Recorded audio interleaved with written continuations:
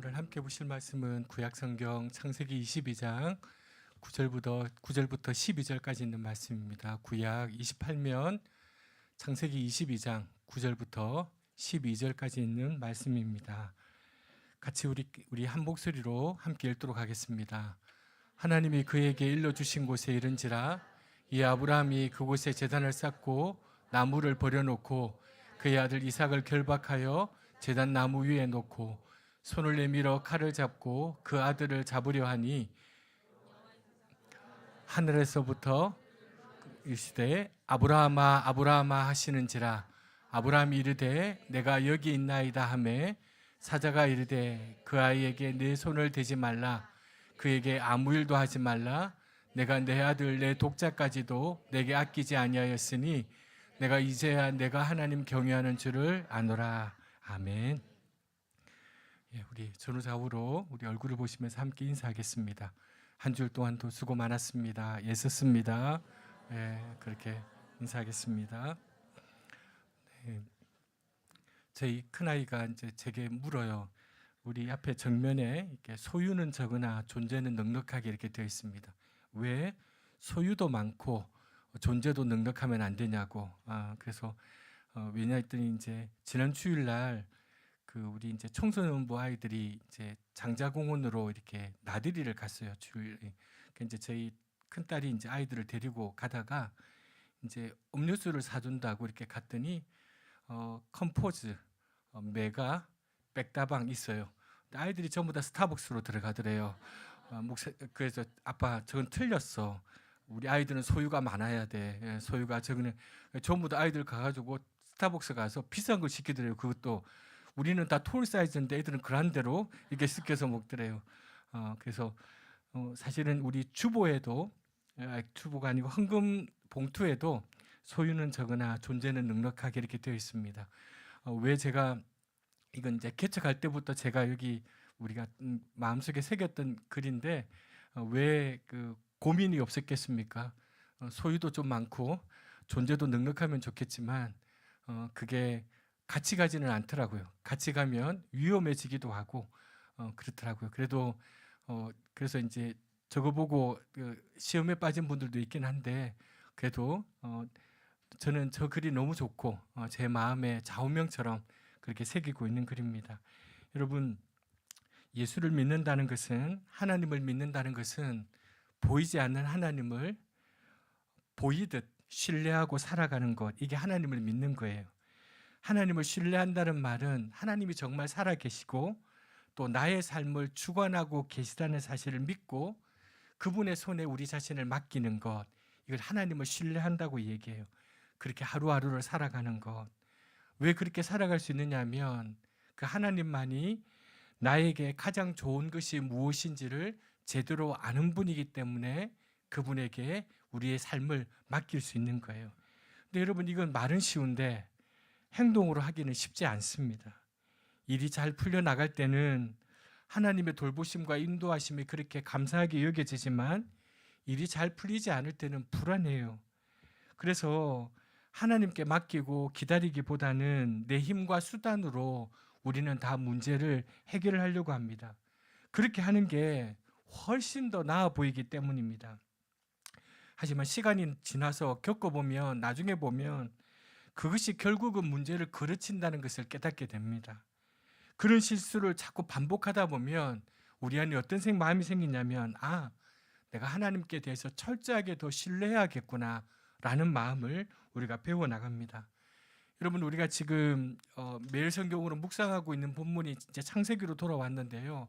지금은 이삭의 결혼 과정을 우리가 묵상하고 있는데 여러분, 아브라함이 하나님의 부름을 받고 고향을 떠난 지 40년 가까운 세월 동안에 그가 어떤 일을 겪었는지에 대해서 우리는 다 알지 못합니다.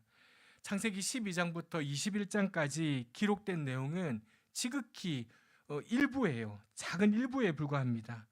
근데 그걸 통해서 우리가 짐작할 수 있는 것은 하나님을 신뢰하고 떠난 아브라함도 하나님을 신뢰하고 살아가는 방법을 익히기까지는 수없는 과정과 시험을 거쳤다는 거예요.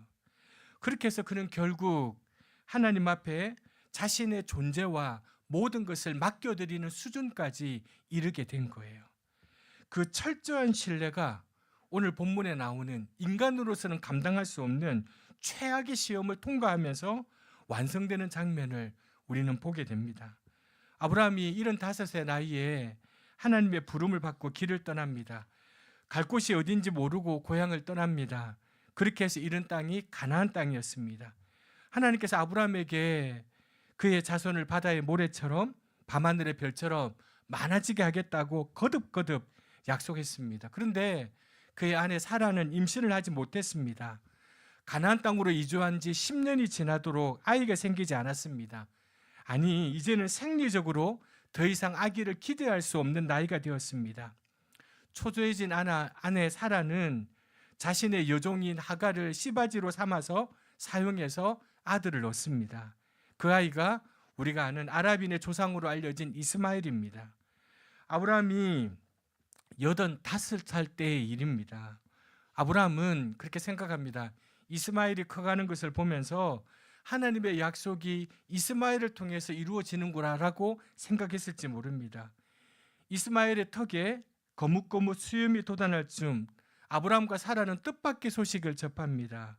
하나님의 천사가 그들을 방문했는데 사라가 1년 후에 아들을 낳을 거라고 그렇게 기별을 전해줍니다.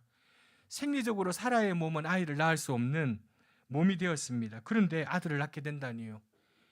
사라는 이 이야기를 믿을 수가 없었습니다.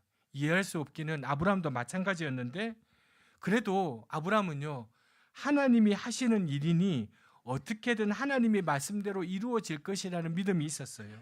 그로부터 1년 후 고목나무에 새순이 돋듯 사라의 늙은 몸에 변화가 생겼습니다. 하나님의 약속대로 아브라함은 그 나이 100세의 또 하나의 아들, 여종의 아들이 아닌 사랑하는 아내의 아들을 얻게 됩니다. 이제 바다의 모래처럼 밤하늘의 별처럼 많은 자손을 얻게 되리라던 하나님의 약속이 진실로 이루어지려는 것 같았습니다. 아브라함과 사라가 얼마나 아꼈겠습니까? 여러분 생각해 보세요. 아브라함과 사라는 낯선 땅에 이민자로 살고 있습니다. 유목민의 사회였던 당시 가나안 땅에서 가장 큰 재산은요, 땅이 아니라 자손이었습니다. 이런 상황에서 이민의 삶을 산 지 25년 만에 아들을 얻었으니 그 아들을 대하는 아브라함과 사라의 마음이 어땠겠습니까? 설명하지 않아도 우리는 짐작할 수 있습니다. 근데 오늘 본문에서 우리는 여러 번 들었던 설교예요. 충격적인 사건을 마주합니다. 아브라함의 나이에 100세에 얻은 아들, 이민생활 25년에 얻은 그 아들, 그 무엇으로도 바꿀 수 없는 그 아들 이삭을 모리아 땅에 있는 산으로 가서 번제물로 바치라는 겁니다. 2절에 번제를 드리라고 되어 있는데 여러분, 번제는 어떻게 드리는 겁니까? 번제로 제물을 바치는 방법은요, 먼저 그 번제로 드리는 제물의 목을 따요. 피를 다 쏟아내요. 가죽을 벗겨요. 내장을 모두 끌어내요. 사지를 잘라서 묶어서 제단 위에 올려놓고 밤이 새도록 불을 지펴서 한 줌의 채로 남기까지 태우는 것, 이게 번제예요. 하나님이 그들에게 명령하신 번제예요. 짐승이라 하더라도 웬만한 강심장이 아니고는요, 이 모든 일을 행할 사람이 많지 않아요. 그런데 아들을 이렇게 하래요. 그것도 100세에 얻은 아들을요. 이 명령을 처음 받았을 때 아브라함 마음이 어땠을까? 아무리 그가 우리가 믿음의 조상이라고 하지만 이 충격적인 명령을 아무 의문 없이 받아들였을 리가 없습니다. 3절을 보니까 아브라함이 그 다음날 아침에 일찍 일어났다고 되어 있습니다. 어떤 분들은 아브라함이 하나님의 뜻에 순종하기 위해서 일찍 서둘러서 일어났다라고 해석하는데 저는 그 반대라고 생각합니다. 아브라함이 아침에 일찍 일어났다는 말은 밤에 한숨도 못 잔 거예요. 한숨도 못 잔 거예요. 여러분들도 그렇잖아요. 번민과 한숨 속에서 잠을 새워본 적이 있지 않습니까? 그럴 때면 항상 동이 트자마자 자리를 박차고 일어나게 됩니다. 왜요? 그렇게 해서라도 이 번민과 한숨을 벗어버리고 싶기 때문입니다. 아브라함도 그랬을 거예요. 40년 가까운 이민 생활 속에서 하나님을 직접 겪어봤어요. 때로는 하나님의 이 처사가 얼마나 이해하기 어려운지, 그분의 뜻이 이루어지기까지 기다리며 인내하는 것이 얼마나 고통스러운지, 때로는 하나님의 그 명령이 얼마나 충격적이고 파격적인지 아브라함은 경험적으로 알고 있었어요. 하지만 이번 일은 해도 너무한 일이에요. 아무리 하나님이 이해할 수 없는 하나님이라고 하지만 그렇게 이해할 수 없어도 굳게 믿고 순종하면 상상할 수 없는 결과를 만들어내시는 분이라는 것을 내가 지금까지 믿어왔는데 그래도 이건 너무해요. 무턱대고 하나님을 믿고 떠나온 자신에게 25년이 지나서야 달랑 아들 하나를 안겨주시더니 이제 와서 이 아들을 그냥 바치라는 게 아니라 번제로 바치라는 거예요. 어떻게 자기 아들을 자기 손으로 죽여서 태워 바치라는 겁니까? 아브라함은 소식은 들었어요. 저 이민족들은요, 사람을 제물로 바친다는 이야기를 들으면서 뭐라고 생각했냐면 내가 믿는 하나님은 너무나도 멋있는 하나님입니다. 근사한 하나님입니다. 그런 자부심을 가졌어요. 그가 믿는 하나님은 사람을 제물로 요구하는 야만적인 신이 아니었기 때문이에요. 그런데 이제 와서 자신의 아들을 자신의 손으로 잡아 바치라는 거예요. 도대체 사람으로서는 할 수 없는 일을 시키는 이 하나님이 어떤 하나님입니까? 도대체 어떻게 이런 명령에 순종해야 됩니까? 이런 고민과 번민과 의문 때문에 아브라함이 잠을 자지 못했던 거예요. 그 다음날 날이 밝자마자 자리에서 일어납니다. 아직 의문이 해결되지 않았지만 일단 가면서 한번 생각해 보기로 합니다. 하나님이 지시하신 모리아가 어디인지 확실하지 않지만 많은 학자들은 지금의 예루살렘이라고 생각합니다. 그렇게 사흘길을 걸어서 하나님이 지시하는 땅에 도달했습니다. 아브라함은 결국 하나님의 명령에 순종하기로 합니다. 히브리서에 보면 아브라함이 하나님께서 이 아들 이삭을 살려주실 거라는 믿음이 있었기 때문이라고 고백합니다. 그 많은 의문들의 해답을 아직 이 아브라함은 얻지 못했지만 아직은 도리가 없어서 어쩌면 답은 없지만 믿음으로 순종했는지 우리는 알 수 없습니다. 하지만 결국 아브라함은 하나님의 명령에 순종하기로 선택하고요. 그리고 나서 이제 아들에게 칼을 대려고 하는 순간 천사가 나타나서 그의 행동을 중지시키고 그 옆에 있는 수양 한 마리를 제물로 대신 바치라고 얘기합니다. 이삭이 죽음의 문턱에서 살아났습니다. 이 이야기를 시작하면서 성경은 이렇게 이야기해요. 1절 같이 읽겠습니다. 하나님이 아브라함을 시험하시려고 그를 부르시되 아브라함아 하시니 그가 이르되, 하나님께서 아브라함을 시험해 보려고 하셨다는 거예요. 여러분, 이 설교는 여러 번 들어보셨을 거예요. 좀 이상하다 싶지 않습니까? 우리가 하나님이 전지전능하다고 그래요. 하나님이 인간의 마음의 중심까지 환히 아시는 분이라고 얘기해요. 그렇다면 하나님이 이 아브라함이 이 시험을 통과할 줄 모르셨겠냐고요. 전지전능하신 분이. 그렇다면 모르셨다면 하나님은 전지전능한 분이 아니시죠. 아니면 그 결과를 뻔히 알면서도 사람 골탕 먹이려고 이 무시무시한 일을 하셨단 말입니까? 어느 편으로 보아도 납득이 되지 않아요. 여러분, 시험이라는 말, 우리가 학교 선생님들도 계시지만 시험 치르는 목적이 뭡니까? 1차적인 목적은 아이들 실력을 알아보기 위해서입니다. 혹은 우리가 어떤 시험을 볼 때는 그 사람의 진위를 알아보기 위해서 시험을 칩니다. 하지만 시험에는 더 중요한 목적이 하나 있습니다. 이 시험은 그 사람에게 어떤 깨달음을 주고 한 단계 도약하도록 자극하기 위해서 시험을 줍니다. 오늘날의 시험은 이 라이센스 자격증을 따기 위한 과정으로 전락했지만 진정한 시험이란 시험을 보는 사람에게 자신의 상태를 정확하게 평가하고 더 높은 단계로 도약하도록 만드는 것, 이게 진정한 시험이에요. 하나님께서 아브라함에게 말도 안 되는 이 충격적인 명령을 내리신 이유는 단순히 아브라함의 마음을 떠보고 알아보기 위해서가 아니에요.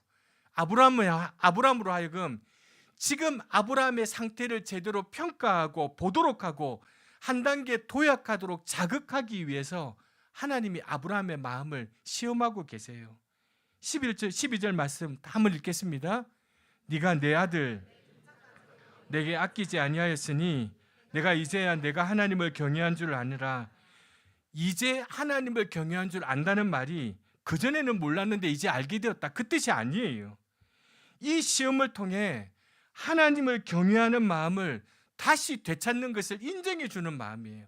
인정해 주는 뜻이에요.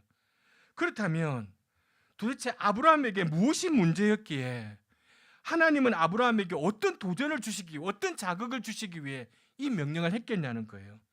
이 질문의 단서가 2절에 있습니다. 같이 읽겠습니다.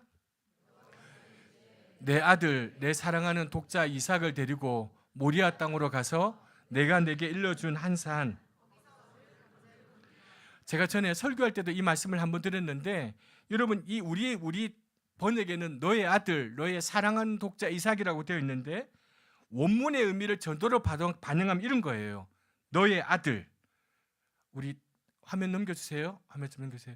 너의 아들, 너의 독자, 너의 사랑하는 자 이삭, 이렇게 번역이 되는 거예요. 근데 여러분, 우리가 이렇게 해석이 되는데요, 큰 차이가 없어 보이잖아요. 사실 이 표현에는요, 많은 게 담겨 있어요. 어떤 유대인 주석가가요, 이 부분을 아브라함과 하나님과의 대화를 이런 식으로 한번 해석해 보았어요. 한번 보세요. 하나님 이러는 거예요. 너의 아들을 데리고 모리아 땅으로 가라. 아브라함에게, 저에게는 아들이 둘이 있습니다. 너의 독자 외아들 말하는 거야. 둘 다 자기 어미에게는 외아들 독자예요. 네가 사랑하는 아들 말하는 거야. 저 둘 다 사랑해요. 하나님이 얘기합니다. 그렇다면 이름을 말할게. 이삭 데리고 가라. 무슨 말이에요? 아브라함은 피하고 싶은 거예요. 아브라함은 하나님께 피하고 싶은 거예요. 그러니까 무슨 말이냐면, 아브라함은 이 이삭을 너무 소중하게, 너무 끼고 도는 거예요. 여러분, 아브라함이 100세가 되어 얻은 아들에게 지나치게 집착하고 있는 거예요. 이삭을 사랑한다고 했지만 실은 그 사랑은 집착으로 변질되어 있는 거예요. 왜 그렇지 않겠습니까?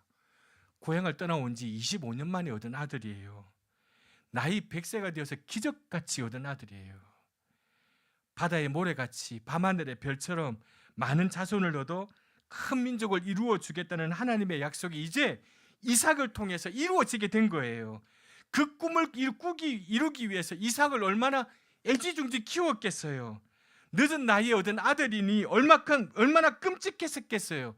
미래의 모든 희망이 이 아이에게 달려 있는 거예요. 애지중지했던 거예요. 금이야 오기야 했을 거예요. 넘어지면 다칠세라 얼마나 귀하게 키웠겠어요. 근데 이러는 동안 아브라함의 믿음은 이삭에게로 옮겨졌던 거예요. 아브라함의 희망은 전에 오직 하나님 한 분뿐이었는데, 이삭을 얻은 후에 아브라함은 점점 이삭에게 희망을 두게 된 거예요. 이삭만 있으면 다 될 것 같은 마음이 아브라함에게 있었던 거예요. 이제 하나님은 그만 자신의 인생사에 이제 그만 들어오셔도 된다는 마음이 아브라함에게 있었던 거예요. 뭐 꼭 그렇게 생각한 건 아니었지만 어느새 그의 마음이 그렇게 된 거예요. 하나님만을 예배하던 아브라함이 이제 이삭이 자기의 예배의 대상이 된 거예요. 이삭은 아브라함의 마음을 완전히 장악했어요. 하나님을 생각할 여지가 이제 아브라함에게 별로 없었어요. 여러분, 하나님께서 주신 복이 아브라함에게는 불신앙의 올무가 되었어요. 이삭, 하나님의 선물이었어요. 하나님이 약속하신 선물이었어요. 하나님이 살아계시다는 증거, 하나님이 나에게 신실하시다는 증거가 이삭이에요. 얼마나 기뻤겠어요. 얼마나 감사했겠어요. 상상할 수도 없는 축복이었어요. 근데 아브라함은 그 마음을 잘 관리하지 못해서 그 축복의 선물이 오히려 화의 근원이 되도록 만들어 버렸어요. 하나님을 의지하고 이삭을 사랑해야 하는데 아브라함의 마음의 균형을 잃어버리니까 이삭을 의지하게 되었어요. 아브라함을 믿고 이삭을 돌보아야 되는데 아브라함은 이삭을 믿게 되었어요. 결국 믿음을 통해 얻은 이삭은 그 아비 아브라함에게 불신앙의 원인이 되었어요. 하나님을 잃으면 다 잃는 것인데 그는 이삭만 얻으면 모든 것을 얻을 것이라고 생각했던 거예요. 그러므로 여러분, 하나님이 아브라함에게 했던 이 명령은요, 불신앙의 경계에 서 있는 아브라함을 되돌려 놓으시려는 하나님의 충격요법이에요. 하나님은 지금 아브라함에게 사랑하는 아들 이삭에게 칼을 들이대라고 명령하셨지만 실은 이삭에게 들이대는 이 칼은 이삭에게 들이대는 뜻이 아니라 이삭에게 연결되어 있던 아브라함의 희망의 끈, 집착의 끈, 믿음의 끈을 놓으라는 거예요. 끊어버리라는 거예요. 그랬기에 아브라함의 손에 들린 칼이 이삭의 목에 닿기 전에 천사를 통해 그의 손을 잡아채는 거예요.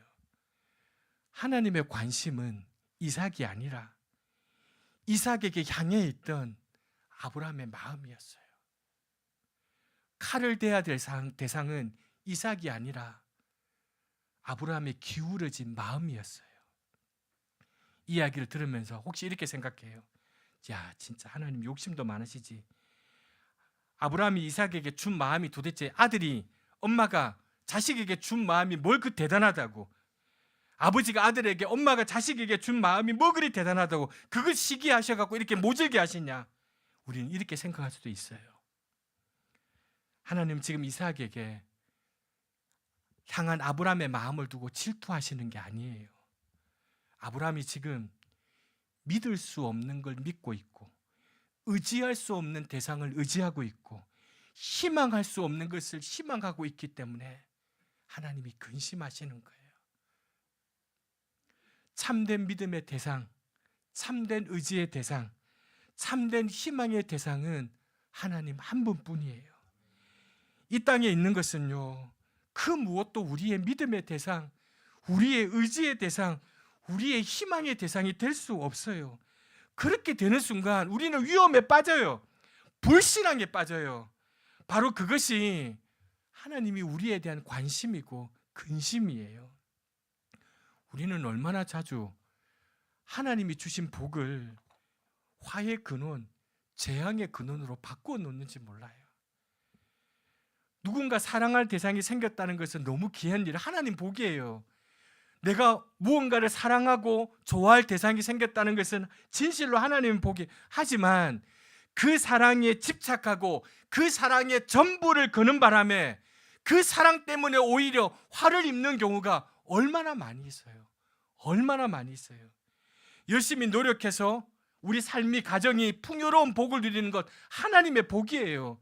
하나님의 엄청난 복이에요. 그런데 쌓아놓은 재산을 보면서, 통장을 보면서 이만하면 이제 안전해, 이만하면 내 노후도 괜찮아 생각함으로 하나님께 대한 믿음을 회수하는 사람들이 얼마나 많은지 몰라요. 제가 목회를 하는 동안 그런 분들이 수도 없이 있어요. 하나님의 믿음을 회수해버려요. 지금까지는 잘 믿었는데 차라리 저 복이 없었더라면, 차라리 저 일이 없었더라면 저분이 더 간절했을 텐데, 그 주신 복 때문에요, 하나님의 복을 회수해버려요. 자녀를 얻는 것도 하나님이 주신 복이에요. 그러나 아브라함처럼 그 자녀를 믿음과 의지와 희망의 대상으로 삼음으로써 오히려 잘못된 일을 겪는 분들이 얼마나 많이 있는지 몰라요. 이렇게 보면 복과 화의 경계선은요, 다른 데 있지 않아요. 우리 마음에 있어요. 우리 마음에 있어요. 자녀가 있으면 복이고 자녀가 없으면 불행합니까? 그렇지 않습니다. 우리 마음이 하나님을 의지하고 있으면요, 자녀가 없는 것도 귀한 복이에요. 그렇지 않으면요, 자녀가 있는 게 오히려 화가 돼요.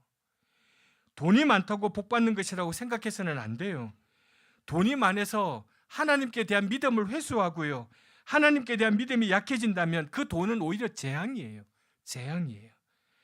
가난한 것이 우리로 하여금 하나님을 의지하도록 돕는다면요, 그 가난이 복이 되는 거예요.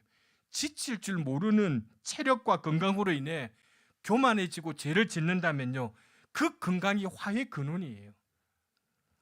질병을 앓고 있으나 그 질병이 내가 하나님께 더욱 의지하도록 만든다면 사실은 그 질병은 복이에요. 왜냐하면 우리 인간이 하나님께 든든히 연결되어 살아가는 것만이 참된 복이기 때문이에요. 사랑하는 교회 여러분, 오늘 아브라함의 이 이야기 속에 우리 자신을 한번 보시기 바랍니다. 자녀의 이야기뿐만 아니에요. 우리가 하나님이 주신 귀한 복을 화의 근원으로 바꾸어 놓는 우리 자신을 정직하게 보셔야 돼요. 많은 부모들이요, 자녀들을 위해서 어떤 고생도 마다하지 않아요. 그만큼 자녀들은 부모에게 큰 의미예요. 다른 것은 몰라도 자식들을 위해서라면 최선을 다하고 싶어 해요. 이를 악물고라도 자녀들이 원하는 것은 다 해주고 싶어요. 그 마음을 탓할 길은 없어요. 근데 조심해야 돼요. 아주 조심해야 돼요. 혹시나 자녀들이 우리의 우상이 된 건 아닌지, 혹시 그 자녀들이 우리의 희망이 된 건 아닌지, 그 자녀들이 우리가 믿고 의지하는 전부가 된 것은 아닌지, 혹시 자녀들에 대한 그 사랑과 관심이 집착으로 변질되어 있는 것은 아닌지, 단지 자녀를 키우는데 도움을 얻고자 도움이 되는 선에서만 나는 하나님을 믿고 의지하고 있는 건 아닌지, 혹시나 나는 하나님이 없어도 내 자녀들만 잘 커준다면 다 된다고 생각하는 건 아닌지, 과연 나는 하나님을 믿고 자녀를 사랑하는지 아니면 자녀들을 믿고 하나님을 이용하는 것이 아닌지 정직하게 우리 자신을 돌아봐야 합니다. 제가 목회하다가 그런 분을 보았어요. 이 여집사님은 하나뿐인 딸의 교육을 위해서 전심전력을 했어요. 미술을 전공하는 아이였는데요, 최고의 선생을, 최고의 교육을 시켰어요. 찾아서. 목표는 그 엄마의 목표는 이 아이를 우리나라 최고의 대학에 그 아이를 진학시키는 거였어요. 이 목표를 이루기 위해서 아낌없이 돈을 썼고요, 그 목표를 위해서 누구보다도 열심히 기도했어요. 기도의 자리에 항상 앞에 있었어요. 누구보다 열심히 기도했어요. 당연히 최고의 학교에 이 아이가 갈 줄 알았어요. 근데 이 아이가 최고의 학교에는 떨어지고 그만 못한 다른 대학에 입학을 했어요. 그 학교만 해도 보통 사람들은 너무나도 좋아하고 자랑스럽게 여길 만한 학교였지만 이 집사님은 그 이후로 사람들과의 관계를 단절하고 아무도 만나지 않고 분노한 사람처럼 살아가요. 이 집사님은 정말 그 딸을 사랑했습니까? 딸의 최고의 교육을 위해 모든 것을 걸었던 그 집사님의 선택은 정말 사랑이었을까? 진실로 딸을 사랑하는 엄마라면 실망하고 있는 자신을 보고 이 아이가 느낄 죄책감과 부담감을 생각해야 될 엄마가 아니겠습니까? 도대체 최고 학교에 입학하는 그 목표는 아이를 위한 것일까? 아니면 엄마 자신을 위한 것일까? 그가 기도하는 대상은 도대체 어떤 하나님이었을까? 그의 믿음은 진실로 하나님께 대한 참된 믿음이었을까? 아니면 자녀의 성공을 위해, 아니 자신의 욕심을, 성취를 위해 하나님을 이용하려 했던 것은 아닐까? 하나님을 의지하고 믿으며 그분의 사랑에 희망을 둔 사람이라면 하나님께 맡기고 있는 그대로의 자녀를 받아들이고 사랑하는 것이 옳지 않겠습니까? 사랑하는 여러분, 우리가 자녀에 대한 모든 집착을 포기할 때 제대로 사랑할 수 있고 하나님을 제대로 믿을 수 있어요. 여러분, 오늘 읽은 이 아브라함의 이야기는요, 자녀에게 붙들려 있는, 자녀뿐만 아니라 그 무엇에 붙들려 있는 모든 집착에 칼을 대라는 하나님의 요청이에요. 자녀만이 아니에요. 지금 저와 여러분이 우리가 희망의 근거로 집착하고 저것이 내가 의지하고 내가 믿고 내가 희망하는 그 근거로 생각하는, 착각하고 집착하는 모든 것에 이제 칼을 대라고 하나님이 요청하고 있는 거예요. 집착을 이제 그만 포기하라고 요청하는 거예요. 그럴 때 그 대상이 바로 보이고, 그럴 때 참된 사랑이 시작되기 때문입니다. 여러분, 우리가 왜 포기할 때 참된 사랑이 시작된다는 겁니까? 집착은요, 보통 그 사람 자신이 아니라 그 사람과의 관계된 어떤 것에 매여서 집착이 생겨요. 아이에게 집착하는 사람, 별로 아이 자신에게 집착하는 사람은 별로 없어요. 이 아이의 성적에, 아이의 키에, 아이의 외모에 집착해요. 그런 외적인 것에 집착하는 한 이 아이는 제대로 보이지 않은 거예요. 한 번도 제대로 안 보여요. 우리는 자주 성적 때문에 혹은 외모 때문에 아이에게 상처를 줘요. 그리고는 그걸 사랑이라고 이름 지어요. 또한 집착은요, 심리적으로 볼 때 집착하는 사람의 병적인 마음에서 나오는 거예요.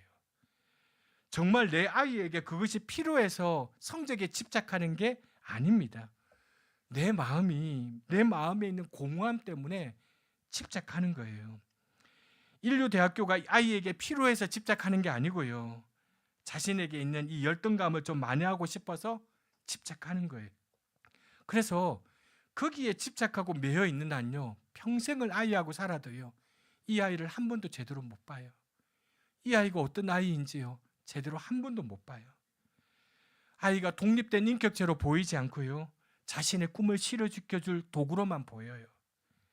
그러므로 그 집착을 포기해야만 그 대상이 정확하게 보여요. 아이를 있는 그대로 보면요, 더없이 맑고 더없이 아름답고 더없이 고귀한 영혼이에요. 내 소유로 보이는 게 아니라 하나님의 귀한 자녀로 보여요. 그래서 그 아이를 하나님께 맡기고 나와 함께 있는 동안 정성을 다해 사랑할 여유를, 마음을 얻게 되는 거예요. 그 아이의 중심을 아시고 이 아이의 미래를 책임지고 계시는 하나님께 맡기고 나는 다만 그를 사랑해서 하나님의 꿈이 그 아이를 통해 실현되도록 기다리고 기도해 주는 거예요. 이렇게 될 때 아이도 행복하고요, 부모도 행복하고, 중요한 건 하나님도 행복한 거예요. 반대로 이 아이를 내 소유로 여기고 집착할 때 아이도 불행해지고 부모도 불행해지고 하나님은 더더욱 슬퍼하게 되는 거예요. 사랑하는 교우 여러분, 우리 마음이 너무 쉽게 기울어져요. 너무 쉽게 기울어져요. 너무 쉽게 기울어지는 바람에 자녀에게도, 그리고 그 어떤 것에도 우리가 너무 마음을 쉽게 빼앗겨요. 여러분, 그걸 극복할 수 있는 방법이 뭔지 아세요? 날마다 하나님과 깊은 사귐을 가지셔야 돼요. 쉽지 않은 일이지만 하나님과의 그 귀중한 일, 그만큼 귀중한 일, 때로는 하나님은 아브라함에게 하신 것처럼 우리에게도 여러분 충격요법을 사용하실 때 있어요. 여러분.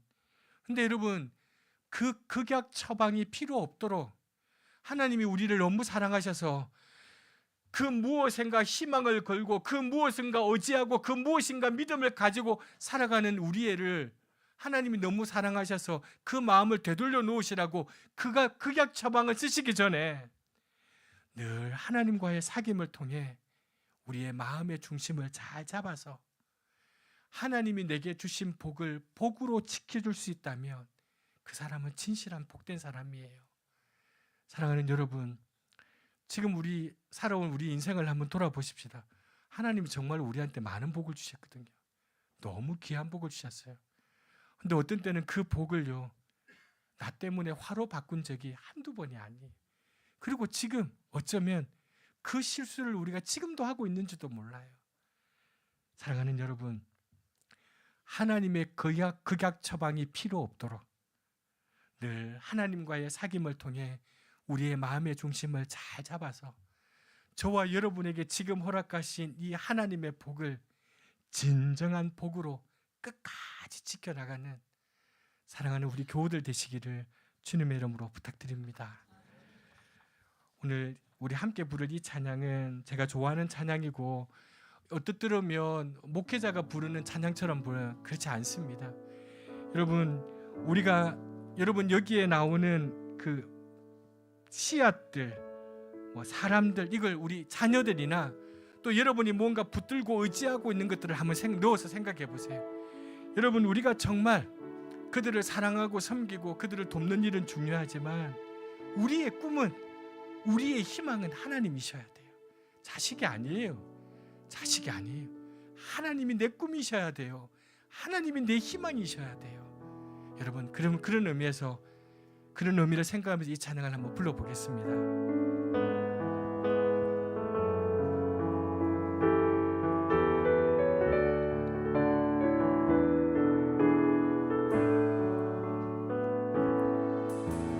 큰 꿈은 없습니다. 눈물로 뿌린 씨앗들 세상을 뒤덮지 않아도 여전히 충분합니다. 큰 꿈은 없습니다. 맡겨주신 영혼들, 그들을 사랑하고 섬기며 그것만으로 난 충분합니다.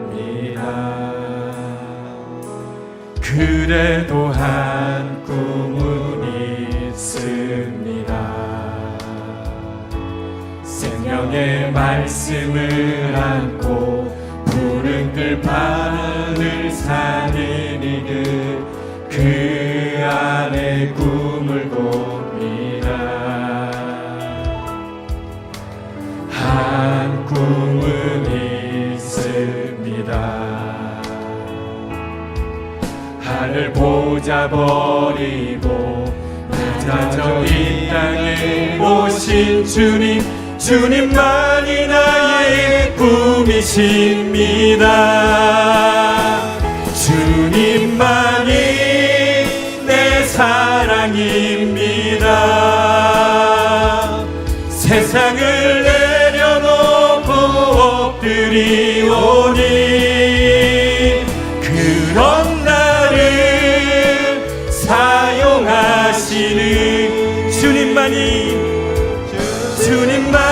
나의 꿈이십니다. 그래도 한 꿈은 있습니다. 생명의 말씀을 안고 푸른 들판을 사는 이들 그 안에 꿈을 봅니다. 우리의 꿈은 바로 이 꿈입니다. 한 꿈은 있습니다.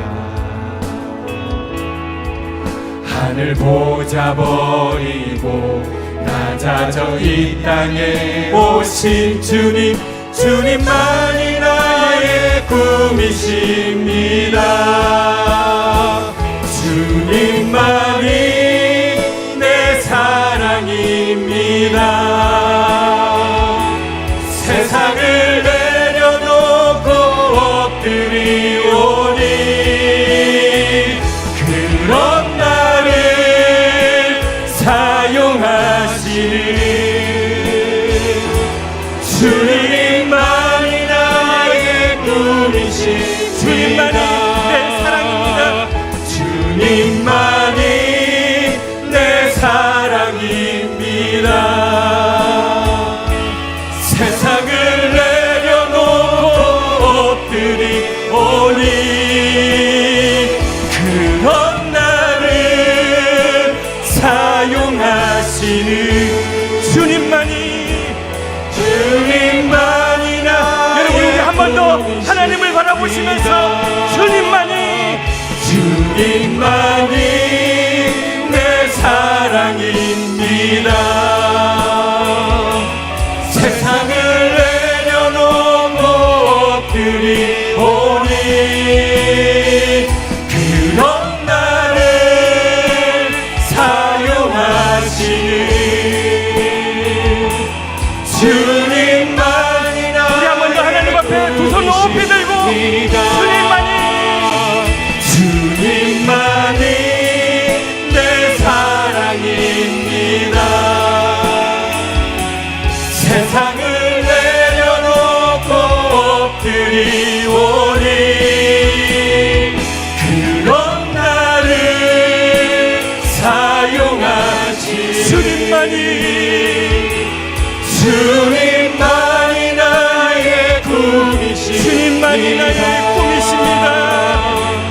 주님만이 나의 꿈이십니다. 우리 한 번 더 주님만이 나의 꿈이십니다. 주님만이 나의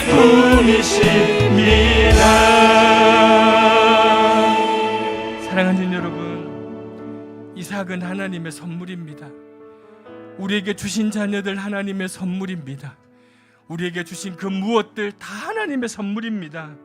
하나님이 살아계시다는 증거고 하나님이 신실하신 증거입니다. 그러나 하나님이 주신 이 복이 아브라함에게 불신앙의 올무가 되었어요. 하나님이 주신 그 복이 아브라함의 불신앙의 올무가 되었어요. 여러분 이건 자녀에게 집착하든지 자녀들에게 실망하든지 마찬가지예요. 여러분 자녀들 때문에 불신앙의 올무가 되는 거예요. 하나님을 예배하던 아브라함에게 이제 이삭이 우상이 되어버렸어요. 이삭이 아브라함의 마음을 완전히 장악해버렸어요. 잘 되지 않는 자녀들, 실패한 자녀들, 때로는 성공한 자녀들, 그들이 내 마음을 완전히 장악해버렸어요. 하나님을 생각할 여지가 없어요. 하나님을 의지하고 이삭을 사랑해야 되는데 이삭을 의지해요. 하나님을 믿고 이삭을 돌봐야 되는데 한번 이삭을 믿어버려요. 사랑하는 여러분, 오늘 이 시간 칼을 대라는 것은 이삭에게 칼을 대라는 말이 아니에요. 우리 마음에 칼을 대라는 말이에요. 희망의 끈, 여전히 놓지 못하고 있는 그 믿음의 끈, 그 집착의 끈을 놓으라는 거예요. 우리에게 칼을 대야 될 사랑은 이삭이 아니라 우리의 마음이에요. 하나님, 믿을 수 없는 것을 믿고 의지할 수 없는 대상을 의지하고 희망할 수 없는 것을 희망하였던 우리 마음에 성령의 칼로, 말씀의 칼로 그 희망의 끈, 집착의 끈, 믿음의 끈을 용기 있게 끊게 하여 달라고 오늘 우리 주신 말씀을 생각하며 하며 같이 기도하겠습니다.